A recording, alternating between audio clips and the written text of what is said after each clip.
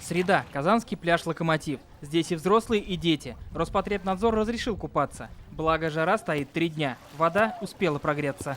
Мы с нетерпением ждали такой хорошей погоды, чтобы сходить искупаться. Я очень рада открытию пляжного сезона. Мария Боярчонок с семьей приехала в Казань из Санкт-Петербурга. Между экскурсиями решили искупаться. Говорит, Волга теплее, чем Нева. Всем любви, удачи, море, солнца и всего самого наилучшего. Казань супер просто. Классная. Очень понравилось. Сын сказал, приедем еще раз.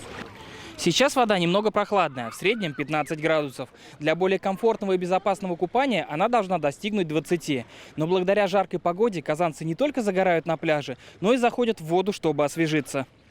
Лето в этом году позднее, говорят синоптики. В прошлом году жара в нашем регионе установилась 9 мая. Нынешний июнь, по словам метеорологов, будет нестабильным. Жара будет сменяться прохладой. В настоящее время в Тихом океане развивается такое явление, как ла-нинья. Ла-нинья – это явление такого аномального понижения температуры при поверхностных вод. И такое понижение температуры часто находит отклик по всему земному шару и может найти отклик и на нашей территории.